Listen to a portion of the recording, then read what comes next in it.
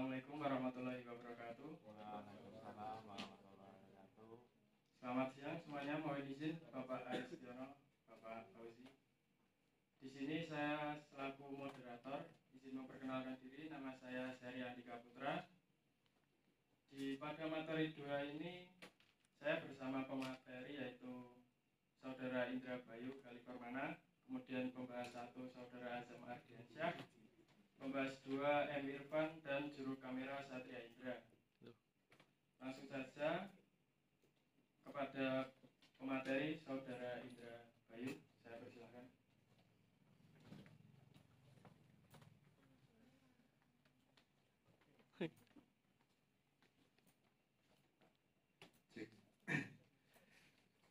Bismillahirrahmanirrahim. Terima kasih Saudara Syahri Andika Putra atas waktunya. Mohon izin Pak Aristiono dan Bapak Fauzi. Selamat siang teman-teman, perkenalkan nama saya Indra Bayu Kaliformana. Saya selaku dari penyaji untuk materi 2 yaitu membahas terkait kebijakan land reform sebagai penerapan politik pembaharuan hukum agraria yang berparadigma Pancasila.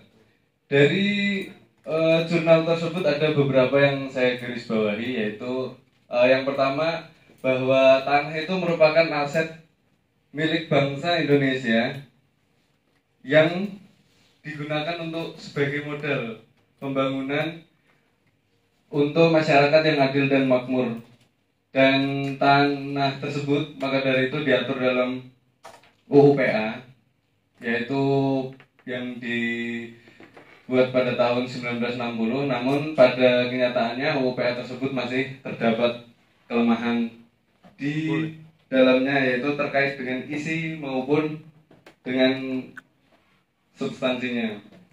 Kemudian pada poin kedua yang saya garis bawahi adalah diperlukan pembaharuan hukum di bidang agraria, yaitu untuk memperbaiki kelemahan dari UU PA tersebut, sehingga menjadikan Pancasila sebagai paradigma politik hukum. Nah, maka dari itu dikeluarkanlah TAP MPR nomor 9 pada tahun 2021 yang berisi tentang arah kebijakan pembaharuan agraria, khususnya yang dituangkan dalam pasal 5 dan pasal 4 TAP MPR nomor 9 tersebut. Kemudian di poin ketiga yang saya garis bawahi itu adalah bahwa TAP MPR tersebut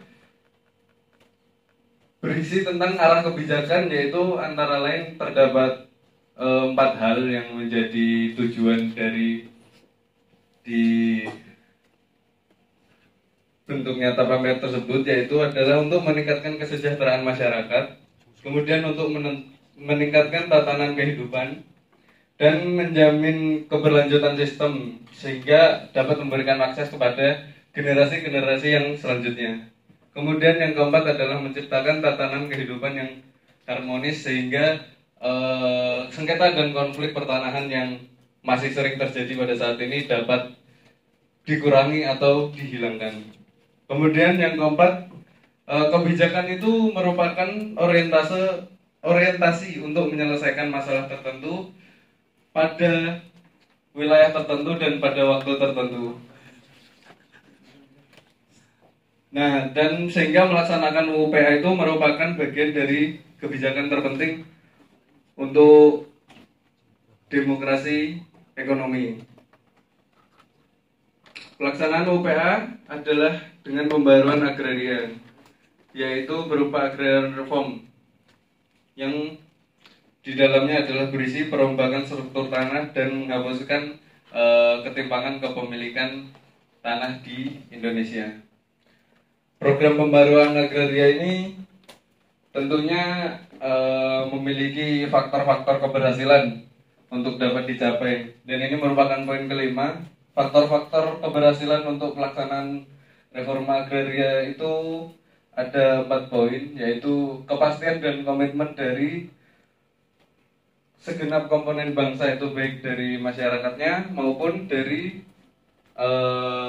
pemerintah yang memegang kekuasaannya. Kemudian yang kedua itu reforma agraria harus memiliki program-program dan tujuan yang jelas yang akan dicapai itu seperti apa. Kemudian yang ketiga adalah ketersediaannya data dan informasi yang benar, tepat, dan faktual di lapangan sehingga dapat menjadi referensi dan acuan untuk program-program yang akan dijalankan. Yang terakhir adalah adanya instrumen pengendalian dan pengawasan untuk mengawasi jalannya dan berkelanjutannya program reforma agraria yang sudah direncanakan. Sementara itu, terima kasih. Saya kembalikan ke moderator. Baik, terima kasih kepada Saudara Indra Bayu telah memberikan poin-poin mengenai materi 2. Selanjutnya saya panggilkan Saudara Azam Ardiansyah selaku pembahas 1.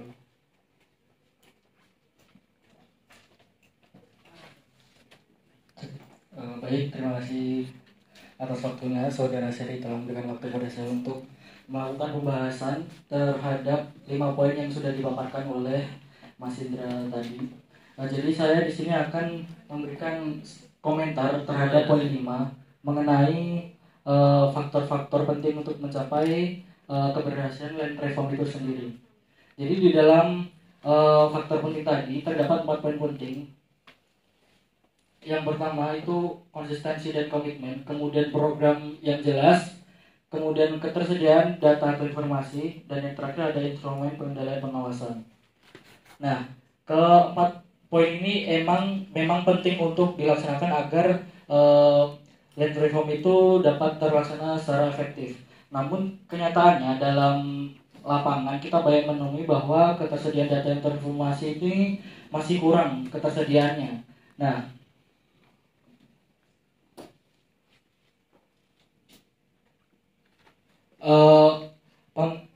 reforma agraria di Indonesia ini dirancang untuk mengatur kembali penguasaan kepemilikan, penggunaan dan pemanfaatan tanah untuk mewujudkan keadilan sosial dan meningkatkan kesejahteraan rakyat. Namun kenyataannya dalam lapangan masih terdapat banyak kendala tentang mengenai pengumpulan data atau informasi ini untuk kegiatan land reform. Nah, diantaranya kendala ketersediaan data itu dapat terjadi karena beberapa hal, seperti keterbatasan akses, kemudian ada kualitas data yang rendah, kurangnya standarisasi, kemudian ada kurangnya sumber daya manusia, keterbatasan anggaran dalam pengumpulan informasi, dan kurangnya koordinasi. Nah, kendala-kendala ini yang menyebabkan terjadinya kurangnya ketersediaan data, meskipun di dalam kegiatan reforma agraria tadi ketersediaan data itu merupakan faktor penting untuk berjalannya reforma agraria ini. Namun apa yang terjadi di lapangan masih banyak kurangnya ketersediaan data dan informasi. Sekian, terima kasih dari saya. Saya kembalikan ke moderator. Baik, terima kasih kepada pembahas 1 Saudara Azam Ardiansyah atas pembahasan yang telah diberikan.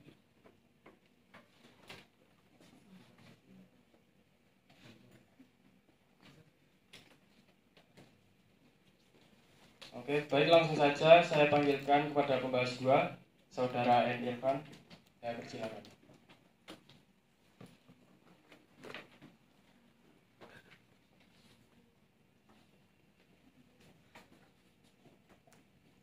Baik, izin rekan-rekan. Saya sebagai pembahas 2, yaitu saya ingin mengomentari terkait dengan tanah itu sebagai aset modal dasar bangsa. Perlu kita ketahui, tanah itu memiliki nilai ekonomi sosial dan budaya yang sangat penting bagi bangsa Indonesia. Dengan tujuan UU PA itu sendiri, yaitu untuk menciptakan keadilan dan kemakmuran melalui pengaturan yang komprehensif terkait pertanahan tersebut. Nah, masalahnya yang terjadi itu implementasi dari UU PA ini masih menghadapi berbagai kendala, seperti kasus tumpah tindih kepemilikan, konflik agraria, dan ketidakpastian hukum. Hal ini menghambat pembangunan dan kesejahteraan masyarakat. Sekian komentar dari saya. Baik, terima kasih atas komentar yang diberikan oleh Saudara Irfan.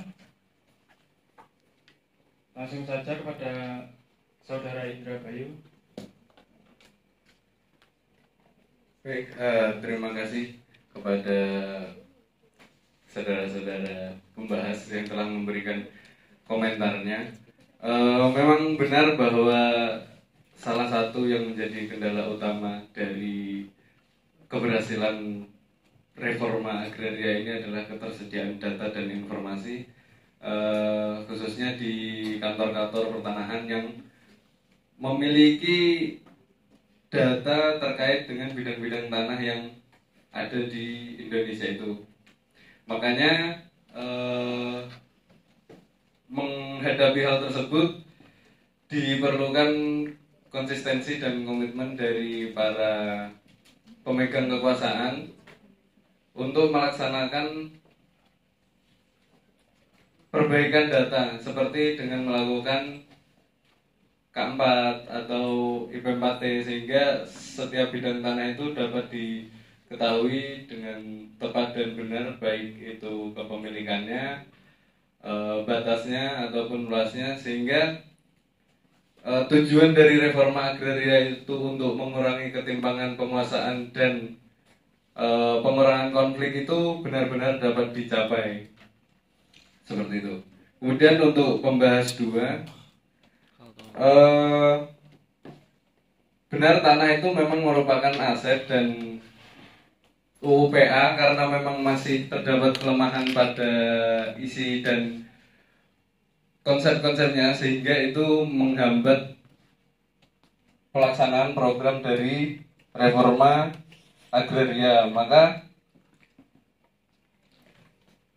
agar konflik yang terjadi karena kelemahan dari UUPA tersebut, itulah diperlukan adanya pembaruan hukum agraria tadi yang berparadigma Pancasila. Karena pada dasarnya hukum-hukum yang ada di Indonesia ini bersumber terutamanya adalah dari Pancasila, kemudian Undang-Undang Dasar 1945 dan seterusnya sesuai dengan hierarkinya. Makanya karena kelemahan UUPA tersebut, biar konflik dapat dikurangi dan sengketa pertanahan dapat dihilangkan, itu harus terdapat pembaruan hukum agraria yang memperbaiki kelemahan dari UUPA dengan paradigma hukum Pancasila. Seperti itu. Terima kasih, saya kembalikan ke moderator. Baik, terima kasih atas tanggapan yang diberikan oleh Saudara Indra Bayu.